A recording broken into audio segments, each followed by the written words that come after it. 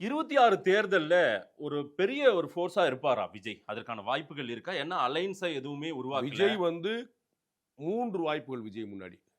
ஒன்று அவர் தனித்து போட்டியிடுவது. 2வது அவர் தலைமையில ஒரு கூட்டணியை உருவாக்குவது. 3வது அதிமுக, பாஜக கூட்டணியில சேர்ந்துருவது. இந்த 3ல எது பண்ணாலும் நல்ல இம்பாக்ட் இருக்கும். தனித்து போட்டியிட்டாருன்னா அவர் யாரோ ஒருத்தருக்கான ஸ்பாயிலரா இருப்பார். யாரோ ஒருத்தருக்கு எதிர் பார்ட்டி. அவர் தலைமையில் ஒரு கூட்டணி அமைஞ்சதுன்னா வரலாறு காணாத ஒரு மும்முனை போட்டி ஏற்படும். அவர்கிட்ட கூட்டணி அமைஞ்சதுன்னா அது திமுக கூட்டணி உடஞ்சா தான் வரும். உங்களுக்கு புரியுங்களா? காங்கிரஸோ மற்றவங்க வரணும்னா வேற யார் ஏடிஎம்கே கூட்டணி சொல்லி யாருமே இல்லைன்னு சொல்லிட்டு இருக்கீங்க. அதனால இங்க தான் வந்தாகணும். அப்ப அவர் தலைமையில் கூட்டணி அமைஞ்சா வரலாறு காணாத ஒரு மும்முனை போட்டி திமுக 1 2 3 கட்சி இருப்பாங்க. ஏடிஎம்கே இங்க பிஜேபி இருக்காங்க. இப்ப இவர் தலைமையில் ஒரு கூட்டணி அமையும் ஒரு பெரிய மும்முனை போட்டி. இவர் ஏடிஎம்கே பிஜேபி கூட சேர்ந்துட்டாருன்னா 200 சீட் அடிப்பாங்க.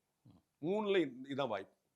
விஜய் அணிக்குள்ளார திமுக கூட்டணி உடைஞ்சாதான் போவாங்கன்னு நீங்க சொல்றீங்க. ஏன் பிஜேபி கூட இல்ல பிஜேபி கூட நெருக்கமா இருந்த பலர் இன்னைக்கு தனித்தனியா இருக்காங்கல்ல. திரு டிடிவி தினகரன், அவங்களும் போவாங்க. சசிகலா, அவங்களும் போவாங்க. ஓபிஎஸ், செங்கோட்டையன், அவங்க எல்லாம் ஒண்ணுதானே.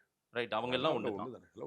அவங்க எல்லாம் திருமதி சசிகலாவோ திரு டிடிவியோ தனியா செயல்படுறாங்கன்னு சொல்லியிருக்காங்களா என்ன? எல்லாம் தனித்தனி அடையாளத்தோட தான் இருக்காங்க. நீங்க 4 பேர் சொன்னீங்க. எல்லாரும் ஒண்ணாதாங்க. எல்லாம் ஒண்ணாதாங்க. நீங்க சொன்ன அத்தனை பேர் தானே பசுமன் முத்துராமலை தேர்தல் நிகழ்ச்சிக்கு போனாங்க. சரி. சோ நீங்க உங்களுடைய அப்படி பிரிஞ்சு அதிமுக ஒண்ணுமில்லாம பிரிச்சு காட்டுங்க. சசிகலா, டிடிவி, ஓபிஎஸ், செங்கோட்டை 4 பேர் ஒண்ணாதான் இருக்காங்க. அது அதிமுக சொல்லும்போது நான் இபிஎஸ், வேலுமணி, தங்கமணி, செல்லூர் ராஜு எவ்வளவு பேருக்கு நான் நம்பிருக்கீங்களா? அதிமுகன்னு ஒரு வார்த்தையில சொல்லுவீங்க.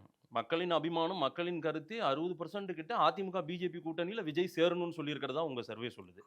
அப்படியா? அந்த அளவுக்கு இருக்காங்களா மக்கள் அப்படி நினைக்கிறாங்க? அவங்க எல்லாருமே ஏன்னா நான் உங்களுக்கு ஏற்கனவே சொல்லியிருந்தேன். நான் இது பல இடங்களிலும் சொல்லியிருக்கிறேன். இதற்கு முன்னாடி விஜயுடைய தொண்டர்களுடைய எண்ணமே அவர் முதலமைச்சர் ஆகணும்னு இருந்தது.